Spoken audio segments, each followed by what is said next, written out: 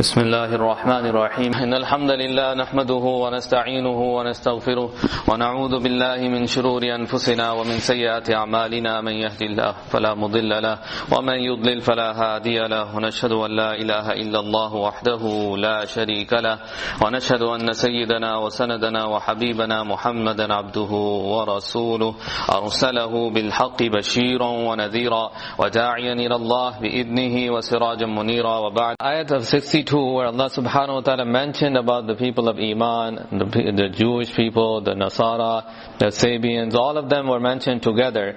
So people have misinterpreted the ayat and they used it in a way that everyone is okay. All they have to do is believe in Allah and the Day of Judgment and do righteous deeds and they will be fine. So we explained that in much detail, that if you look at the context of the ayat before and after, you would understand that Allah subhanahu wa ta'ala is talking about believing in Rasulullah sallallahu alaihi wasallam and addressing the Jews. It started with the fifth ruku. We find the ayat where Allah is saying that you have to believe in everything that I have revealed, and it was revealed on Rasulullah sallallahu alaihi wasallam. So it gives us the understanding that it is actually being talked about Rasulullah sallallahu alaihi wasallam, and without the Prophet of Allah alaihi salatu wasallam, you cannot reach Allah subhanahu wa ta'ala. So this was discussed. Also, Allah subhanahu wa ta'ala made a covenant with them that you will follow now, and they said yes.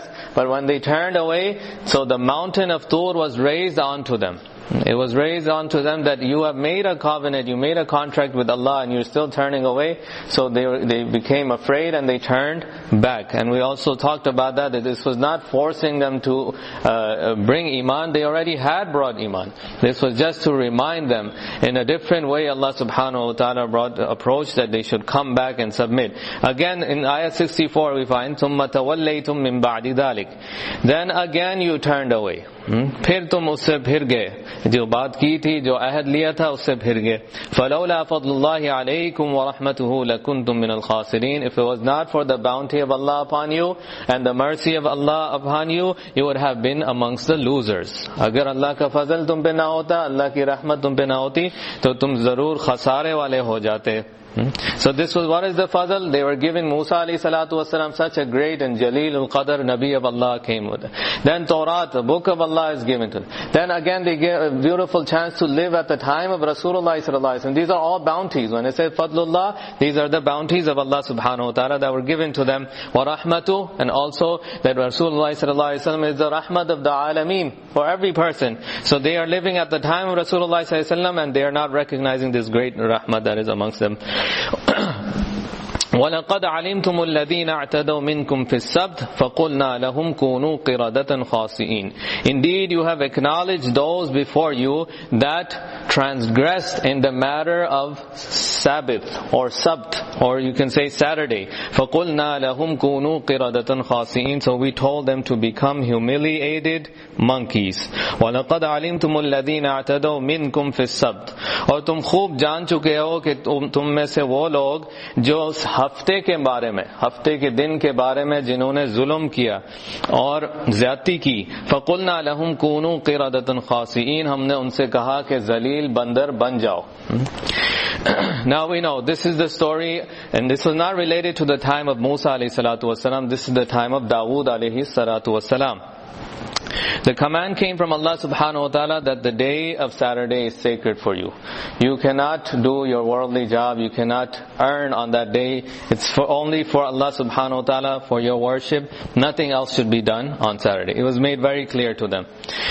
So these people, again, they got into brainstorming about the commands of Allah. And they thought that, there might be a different way around this. How do we get around the system?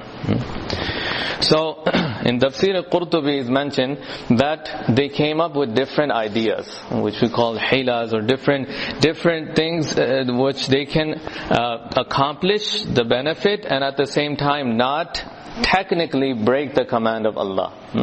So Allah subhanahu wa ta'ala ने बहुत साफ उनको बता दिया कि हफ्ते के दिन कोई दुनियादारी नहीं करनी, हफ्ते का दिन सिर्फ और सिर्फ दीन के लिए, अल्लाह की इबादत के लिए. तो वो सोच में पड़ गए कि हम किस तरह से हफ्ते का फायदा भी उठा लें और मछलियों का शिकार भी न करें. This was the Saturday that, and Allah subhanahu wa ta'ala, Mufassirin have said that would bring a lot of fish up on Saturday. The fish would be a lot on the top of the pond when it came to on the sea when it came to Saturday, because it was a test for them. And this happens a lot in our life as well, that the time of Salat you will see that customers are coming. The time of Salat, this is where Allah subhanahu wa ta'ala wants to see that this person, he does pray when he is free, but what is he going to do when there's customers in line? What is he going to do when he is on the spot? Does he choose his business? Does he choose me? So here again they will say that all the fish are coming up to the sea, and now the test is to them that how they react to it. So what did they do? Different ideas were brought in, and some said that let's do this, let's throw in the nets and the rods on Friday, and let the fish get trapped into it, not take it out of the water, and on Sunday we will take it out. So technically we're not fishing on Saturday. तो उन्होंने कहा पहले जाल फेंक देते हैं हफ्ते के दिन से पहले, और इतवार के दिन हम क्या करेंगे, उसको मछली निकाल लेंगे. Allah subhanahu wa ta'ala's system is so clear that Allah subhanahu wa ta'ala knows when people are trying to get around the system. So it's not just the technical forms of Sharia, it's the whole thing. You have to give in to following with complete itaat. So two types of group came into existence. There were the pious people, the scholars, and the people of taqwa. They said, don't do this. This is wrong. And then there was that group that said that, it's okay. We're not technically breaking the command of Allah. So they tried to explain to them that they shouldn't do it, but they said, okay, we're not going to live with you. So all the people who are following the deen and the commands of Allah correctly, they moved away from that area. And they moved and they lived in a different area. These people who were transgressing on the day of Saturday, what happened was they were close to the sea. And now, after they went to sleep one night, when they woke up, Allah subhanahu wa ta'ala had transformed them into monkeys. So, in the Qatada rahmatullah alayhi, according to the statement made by Ibn Abbas radiallahu anhu, he said that the young ones became apes and the elder ones became swines, pigs. So now a question arises here. Okay, we know this story. It's very famous in the Quran. In Surah Araf also, in detail, it's going to come again. So the question that arises here that today that we have the monkeys and the apes today and the pigs, do they have any kind of connection with those people or of that transformation that took place? So the same question was put in front of Rasulullah sallallahu alaihi wasallam, and the narration is mentioned in by Imam Muslim rahmatullah alayhi, that a Sahabi, he asked, "O Prophet of Allah, the pigs and the apes that we see today, are they the descendants of those Jews that transform into them?" So Rasulullah sallallahu alaihi wasallam said, no, they were apes and pigs even before that time. They existed in the world. So this is not something that started into the world, it was just the punishment of Allah. Then in that same narration, Rasulullah sallallahu alaihi wasallam said that when something like this happens, that group of people, it ceases to create or breed after that. It stops. They don't have a progeny which continues after that. So when the azab comes, after that these people die. And this is exactly what happened. In 3 days, they died after that. There was no sign of them breeding or passing on that DNA into the ummah. Now, another thing we must understand is that these people, some tafsir say they were only able to nod. So when the people of taqwa came and saw that, and they asked them that what's going on, didn't we tell you that Allah's azab will come? All they would be able to do was cry and nod that this is what happened to us. That's it. That's why they knew that this was the azab of Allah subhanahu wa ta'ala. After the 3 days they died. So Allah subhanahu wa ta'ala is mentioning in this ayat about those people to Bani Israel. The way Allah is mentioning to us about Bani Israel. To Bani Israel, Allah is saying, people, you, before you already have done wrong, and look, if you repeat, then this type of azab will come. Now this is the beauty of the dua of Rasulullah sallallahu alaihi wasallam, that in this ummah, on a collective basis, this type of azab is not going to come, that people's faces are changed. But there are some ahadith that have said that it will be signs of Qiyamah, that close to Qiyamah, individuals will go through this type of azab. So if it may happen, may Allah subhanahu wa ta'ala save all of us from this. But we know that even if we have the smallest mark on our face, that's the biggest disgrace that a person, he tries to hide it. If something wrong with our eye, we would wear glasses. If something wrong with our face, we try to have surgery and have it changed, because people might judge us because of that. Now being transformed, which is called maskh in Arabic, to completely change into the looks of an animal, that is a great azab of Allah subhanahu wa ta'ala. So kunu qiradatan khasi'in, they became into khasi'in, not just monkeys, but humiliated and disgraced monkeys. فَجَعَلْنَاهَا نَكَالًا لِمَا بَيْنَ يَدَيْهَا وَمَا خَلْفَهَا. So we made them a means of warning for those with them and those to come after them. وَمَا خَلْفَهَا, to come after them, everyone that is to come after them, this became a great warning for them. وَمَوْعِظَةً لِلْمُتَّقِينَ, and a serious lesson for the people of taqwa. So those who had taqwa were instructed that you stay on taqwa, or else this might happen to you. And those who were not believing, they became believers after this incident. They were given a strict warning. فَجَعَلْنَاهَا نَكَالًا لِمَا بَيْنَ يَدَيْهَا, और हमने बना दिया उन्हें इबरत का सामान अपने साथ वालों के लिए और उनके बाद में आने वालों के लिए. वमा खल्फहा, जितने भी लोग आखिर क़यामत तक आएंगे उनके लिए ये एक इबरत का सामान बन गया. वमौइज़तन लिलमुत्तक़ीन, और नसीहत बन गई ये तक़वा वालों के लिए.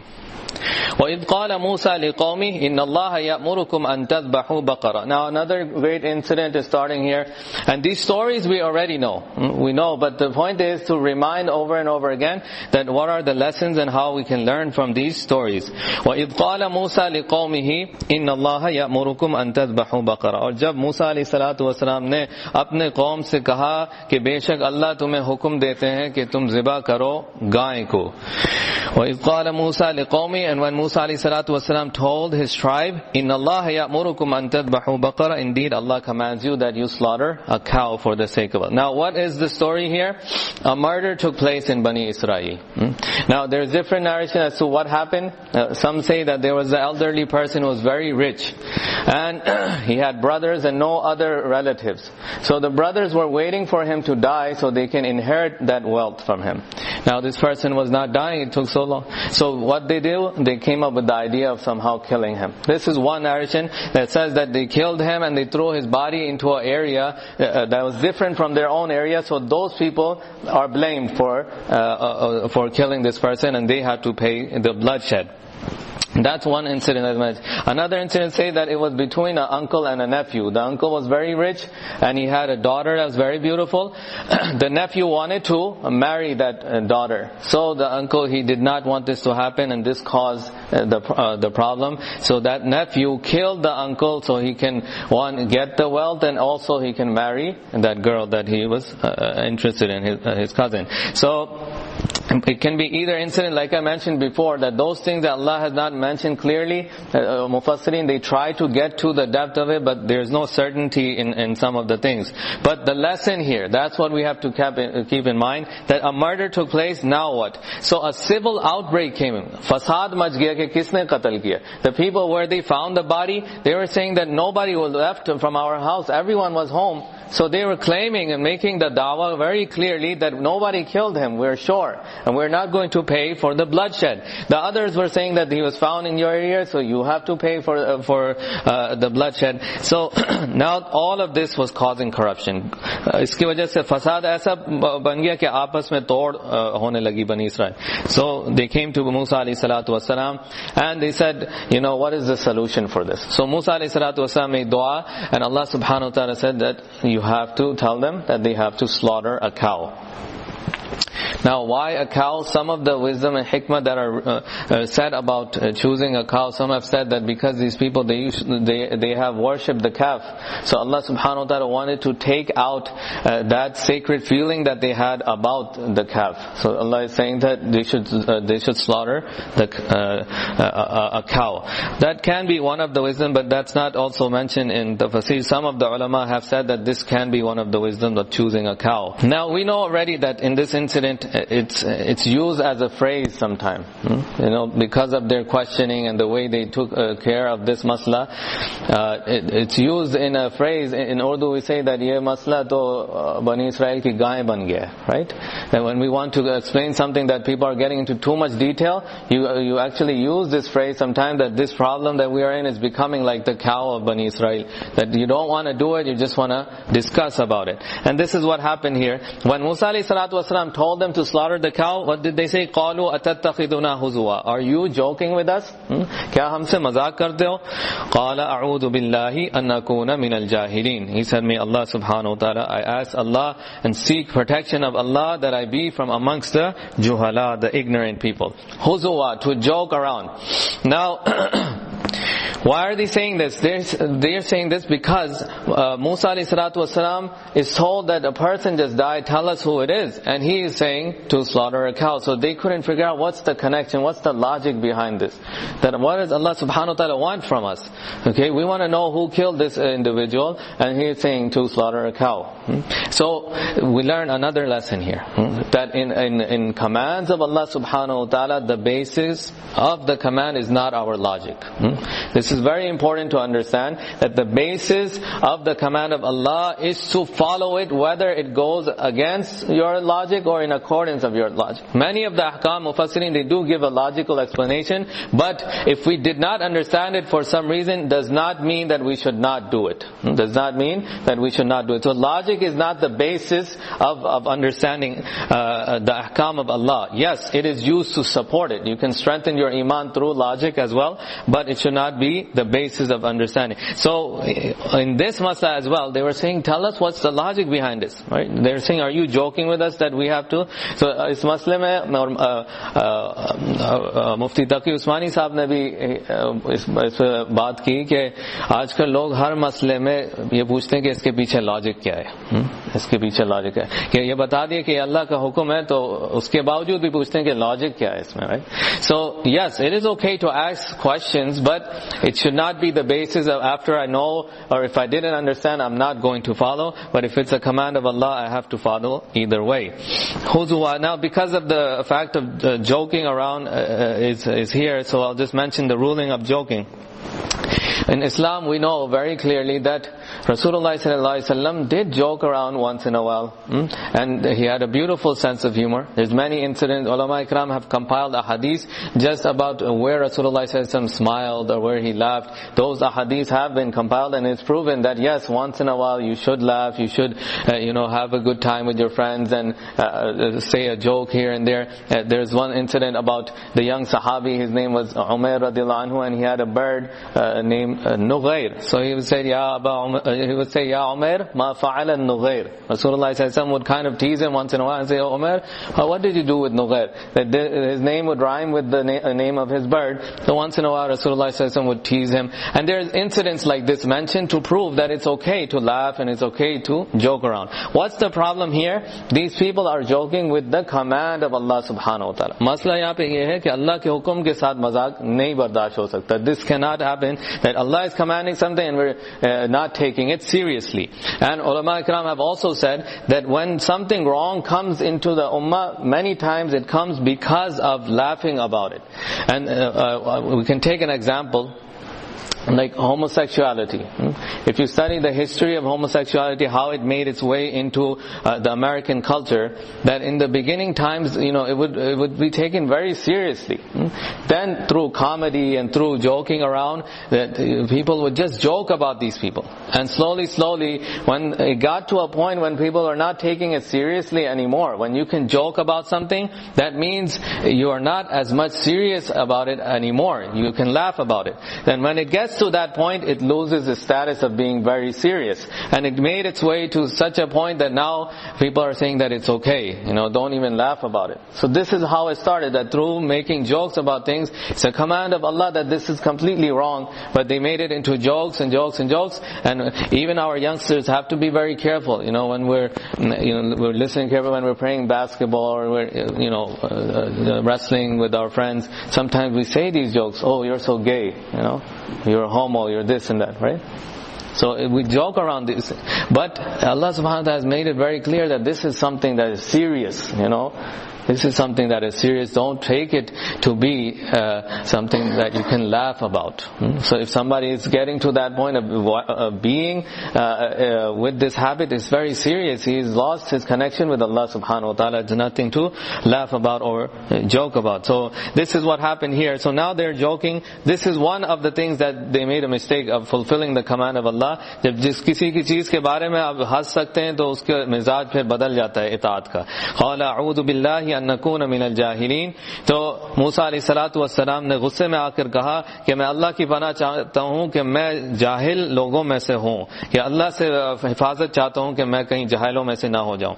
Now the opposite of jahil, an ignorant person, is a aqil, a person who has intelligence. So one way of understanding is that a jahil person is that who does not have control over himself, and an aqil would be a person who has control. So if you are to be joking around and you don't know the limits, you don't know you're hurting someone, you don't know you're committing a sin, now you have fallen into the category of being a jahil. You have no idea what you're doing. You have no control over yourself. See? And the same way, an aqil person would be, if he jokes or if he does anything, he will be within the limits. He would know where to stop. He would know what lines that he cannot cross. So Musa alayhi salatu wasalam quickly asked for the protection of Allah, that I be amongst those people who are ignorant. قَالُوا دُعُ لَنَا رَبَّكَ يُبَيِّن لَنَا مَا هِي. So now they said that call out to your Rabb, يُبَيِّن لَنَا مَا هِي, that He tells us what kind of cow this is, what is the details of the cow that has to be slaughtered. Now asking questions, this is the other masla that's coming up here. When you don't want to do something, one way to get out of it is to constantly ask questions about it. For example, if a boss tells the employee to do something, and he constantly says, what if this happens? What if that happens? Oh, what if the guy says this? And he shows that he's not capable, so the boss will say, forget about it, I'll do it myself. And this happens a lot, that if you constantly show that, maybe things might go wrong, what if this happens? What if questions are being put, unnecessary questions, so it shows that you don't really want to do it. And this is where the questioning starts. Now they are saying that tell us about the cow, how it should be. قَالَ إِنَّهُ يَقُولُ إِنَّهَا بَقَرَةٌ لَا فَارِضٌ وَلَا بِكْرٌ. Musa alayhi salatu wasalam said that Allah subhanahu wa ta'ala says that it is a cow that it should not be too old, it should not be too young. عَوَانٌ بَيْنَ ذَلِكَ, a middle-aged cow. فَفْعَلُوا مَا تُؤْمَرُونَ. Just go ahead and do what you have been commanded to do. Every time a question would come, Musa alayhi salatu wasalam, in order to speak with Allah, has to go on the mountain of Tur. So we have to keep that in mind. They're burdening the Prophet of Allah alayhi salatu wasalam, that he has to go ask and then come back, and now they're saying another question and another question. This is what's going on here. Now उन्होंने इस तरह अल्लाह के हुक्म को मजाक बना लिया कि एक सवाल किया, फिर मूसा अलैहि सलातु वस्सलाम तूर पर जाते, फिर वापस आए, फिर एक और सवाल, फिर सवाल, and they keep doing this. So Allah subhanahu wa ta'ala is watching very carefully that these people are not only showing the mentality they don't want to follow, they're also hurting my Prophet. إِنَّهُ يَقُولُ إِنَّهَا بَقَرَةٌ. तो मूसा अलैहि सलातु वस्सलाम ने कहा कि अल्लाह पाक फरमाते हैं कि वो गाय ऐसी हो जो ना बिल्कुल बूढ़ी हो, वला बिक्र, ना बिल्कुल बच्चिया, अवानुम बैन ज़ालिक, बल्कि दरमियानी उम्र की हो. फफ़अलू मा तुअमरून, बस कर गुजरो जो तुम्हें हुक्म दिया जा रहा है. फफ़अलू मा तुअमरून. We understand from this portion of the ayat that Allah subhanahu wa ta'ala is saying, just do it now. Stop questioning. You see the word that says here, it says faf'alu, fi'l, and it does not say amal. Allah subhanahu wa ta'ala in places say i'malu, do the amal, right? Amal is salihah. Amal is the word used for action, and fi'l is the other word that is used for action. So here Allah subhanahu wa ta'ala chose to use fi'l instead of amal. So ulama ikram went into the detail and say, why didn't Allah subhanahu wa ta'ala say do the amal? Allah said do the fi'l. So there is a great difference here, that fi'l is used for things that you don't think about as much. That's where you say fi'l. That do, both of them are for action, but fi'l is to mean that do something without thinking about it too much. For example, when I'm breathing, I don't think much. This is also a fi'l. This is something I'm doing, but I don't have to think about every time I breathe. Same way when we walk, we don't have to think. It's just happening. So in those places you will use the word fi'l. And amal is used when you have to think about it. How should I do it? For example, when we're driving, when we drive, you have to use your mind accordingly. You have to know which way to turn, where am I going, indicators, lights, all of those things. So in that place you will use amal, and in places you don't think about, you use fi'l.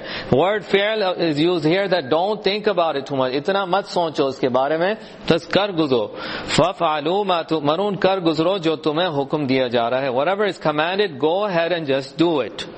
Then again, qalu ud'u lana rabbaka yubayyin lana ma lawnuha. And one more thing you notice, that they're telling Musa alayhi salatu wasalam that you go and ask. So this is the beauty of this ummah. We find that Rasulullah taught us that we can make direct du'as to Allah, and whatever need we have, we can get it fulfilled. These people, why are they constantly, we found in the story of when they asked for other food besides the manna wa salwa. In that place also they said that go and tell your Rabb that we cannot be patient over the same type of food. They are telling Musa alayhi salatu wasalam to go. So ulama ikram have said that they were not in the position to ask themselves. That they had lost that value. जब इंसान खुद बुराई करता है किसी के बारे में, फिर उसके सामने जाके उससे बात करना फिर उससे होता नहीं है, उसकी जरूरत नहीं कर पाता. तो ये लोग इतना गिर गए थे अल्लाह की नजर से, तो वो खुद तो अल्लाह से नहीं कह सकते थे अपनी जरूरत, बल्कि वो मूसा अलैहिस्सलातु वस्सलाम से बात पे कहते कि जाओ अपने रब से ये मांगो, ये पूछो, ये करो. قالوا ادع لنا ربك يبين لنا ما لونها. So they said, go and call your Rabb, يبين لنا, that he tells us ما لونها, what should be the color of that cow. तो जाओ और कहो अपने रब को पुकारो, يبين لنا, वो बयान कर दे हमारे लिए ما لونها, कि उस गाय का रंग क्या हो. قال إنه يقول إنها بقرة صفراء. Musa alayhi salatu wasalam said that indeed Allah subhanahu wa ta'ala says innaha baqaratun safra, it should be a cow that is yellow, safra, zard rang. Musa islam ne farmaya कि Allah पाक ये फरमाते हैं कि ये गाय ऐसी हो जो कि zard हो. Now Ibn Abbas radiallahu anhu, he says that as long as they were asking questions, the hukum of Allah was becoming more and more difficult. Before it was just slaughter a cow, then it became a cow that is not too old and not too young. Now it's becoming a cow with a particular color. So you see now it's getting worse now. So they have said that the difference between asking a question and questioning the Prophet, asking and questioning, there is a big difference there. So either you are these people, they were asking the Prophet or they were questioning the Prophet. Asking means that you want to learn something, you don't know how to fulfill it, so you do that. That is encouraged. The Sahaba used to ask questions and it's very good. But questioning means that you are putting such doubts into it that it seems that you don't want to do it, or you're trying to question the certification of the person who is the Prophet of Allah. They're questioning the Prophet, or he is saying, and they're thinking, and they're asking questions that it seems like a joke. What color should it be? So now Musa alayhi salatu wasalam ne bataya कि Allah पाक कहते हैं zard रंग की हो, faqi'ul lawnuha, and it should not just be yellow but exotic yellow, a brilliant type of yellow. So it is a shining color. Shawq rang, like we say in Urdu. Shawq rang would be the right translation. Tasurrun nazirin, that is pleasing for those who are observers of it. Anyone who sees it, he would like it. See, now it's becoming more and more difficult. That the cow should be at this age, the cow should be this color, and not just yellow, exotic type of yellow, and it should be pleasing to those who see it. Whoever sees it, it should look very nice to them. قَالُوا ادْعُ لَنَا رَبَّكَ يُبَيِّنْ لَنَا مَا هِيَ. Again, now, after that was clear, they could have just went and found that type of... Again, they are saying that, tell your Rabb. They say that, go and call out to your Rabb, يُبَيِّنْ لَنَا مَا هِيَ, that He explains to us that, what is this cow? إِنَّ الْبَقَرَةَ تَشَابَهَ عَلَيْنَا. Indeed, this cow has put us into confusion. وَإِنَّا إِنْ شَاءَ اللَّهُ لَمُهْتَدُونَ. That indeed, if Allah wills, we will be able to do it. قَالُوا ادْعُ لَنَا رَبَّكَ يُبَيِّنْ لَنَا مَا هِيَ. तो उन्होंने फिर पूछा कि जाओ अपने रब को पुकारो कि हमें बताइए ये गाय है क्या. إِنَّ الْبَقَرَةَ تَشَابَهَ عَلَيْنَا. ये गायें तो हमें शुबह में डाल चुकी है. وَإِنَّا إِنْ شَاءَ اللَّهُ لَمُهْتَدُونَ. और बेशक अगर अल्लाह चाहे तो हम सही राह पर आके सही चीज कर सकेंगे. Now there's some things to understand here. They are told to do this, but now they are asking questions and continuing with the questioning, and they are acting like they are completely confused. They don't know what's going on. The only right thing that they did in this ayat, you see, they have said inshallah, right? They said inshallah, and this is the significance of inshallah we find in Surah Al-Kahf as well, that when the incident took place about Rasulullah ﷺ and the revelation had stopped, the command came, وَلَا تَقُولَنَّ لِشَيْءٍ إِنِّي فَاعِلٌ ذَلِكَ غَدًا إِلَّا أَن يَشَاءَ اللَّهُ. Whenever you are planning to do, don't say anything you're going to do tomorrow except in a way that Allah wills, and only in that way you should make your plans. So some have said it's a hadith that Rasulullah ﷺ said, that they said inshallah, that's why they were able to fulfill this command. And others have said it was the statement of Abu Hurairah radiallahu anhu, but it was not a hadith, that they said inshallah, and because of that they were able to fulfill the command. But now it continues, the questioning and the explanation is still continuing after this ayat. قَالَ إِنَّهُ يَقُولُ. So they asked again, so Musa alayhi salatu wasalam is saying, إِنَّهُ يقول إنها بقرة لا ذلول تثير الأرض ولا تسقي الحرث. That Allah subhanahu wa ta'ala says that it is a type of cow that does not do any kind of effort, has not been used for any human labor. تثير الأرض, that it did not till the soil, ولا تسقي الحرث, and it did not water the fields. مسلمة لا شية فيها, it is completely perfect without faults. لا شية فيها, no spots in it. قَالُوا الْآنَ جِئْتَ بِالْحَقِّ. After hearing this, they said, now we understand what you are talking about. Now we can look in here, ذَلُولٌ تُثِيرُ الْأَرْضَ وَلَا تَسْقِي. It's becoming very difficult. Now cows, the things they are used for, now the conditions are increasing. That this cow should have never been used for anything. That's how perfect it should be. Musallama means completely salim, away from all types of faults. La shiyata fiha, no blemish. That the color should be perfect. That yellow, brilliant, and no other color spots should be in it. You see how difficult it has become now. We were just coming back from Winchester. We saw so many cows on the way here, and you would find that even the ones that have complete one color, there will be some spots missing here and there. So the command is here to find a cow that is completely yellow, is brilliant, and it has no other color, no spots on it as well. Again, another difficulty. And then it should have never been used for any kind of humanly labor. قَالُوا الْآنَ جِئْتَ بِالْحَقِّ. Let me do this in Urdu. قال إنه يقول إنها بقرة لا ذلول تثير الأرض. موسیٰ علیہ الصلوۃ والسلام نے کہا کہ اللہ پاک فرماتے ہیں یہ گائے ایسی ہو جو کہ کسی قسم کی محنت میں استعمال نہ ہوئی ہو. تثیر الأرض, نہ تو اس نے زمین پہ ہل چلایا ہو, ولا تسقي الحرث, نہ کھیتی میں اس نے پانی ڈالا ہو. مسلمۃ لا شیۃ فیہا, بالکل سالم ہو اور اس میں کوئی داغ نہ ہو. قالوا الآن جئت بالحق. When they heard this, they said, okay, now you have come to us with the truth.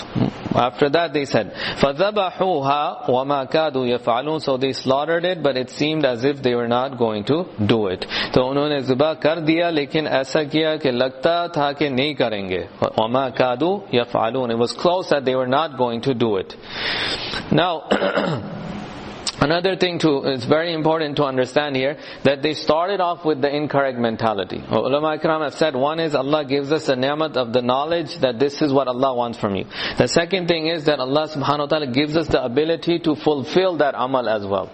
So one is that you know that Isha is farz, okay, the knowledge has come to you. Secondly, to have the ability to actually come out of your homes and pray the Isha, that also is a ni'mat from Allah subhanahu wa ta'ala. This is why we can see many people people have the knowledge, but acting upon it is rarely found. So if we are doing any amal, it is because Allah subhanahu wa ta'ala has given us the ability. These people were given the knowledge, but the tawfiq was not coming. And finally when they said inshallah, Allah gave them the tawfiq to do it. Now the problem that they had to face was at first they couldn't find any cow like this. They had a great problem because of their questioning over and over again. Finally, Mufassirin have said that there was a child that was owning this cow.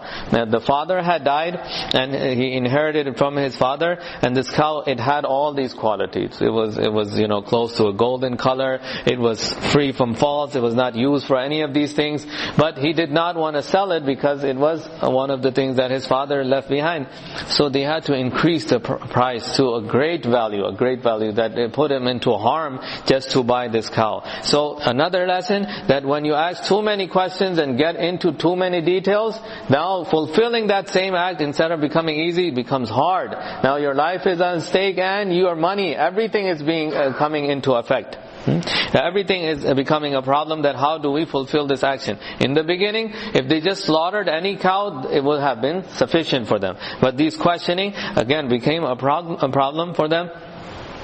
So finally he asked a very high price, and then the cow was slaughtered. That's why it says that they did do it, but the mentality and the apparent nature was that they were not about to do so. So we can take this as an example, that the father he tells the son to go and take the trash out. And he says it once and twice, and the son would say, no, I'm not doing it. Tell the other sibling, tell the sister, tell him. And he tries and tries, and then he says, okay, finally he's going to go. But when he's going to throw the trash out, he gets up, with his shoulders all down, with a big frown, and he walks and he drags himself, and he picks the trash out and he throws it, and he comes back and he acts like he'd done a great favor on the parents by doing, right? We see this, and these are those examples that we can find in our day-to-day life, that when Allah is saying that they did do it, but it seemed like they were not going to do it. So this is something that would fit right there, that just to do the hukum of Allah is not the goal, but to do it with voluntary pleasure, that yes, Allah is my Rabb, Allah created me, Allah has given me everything.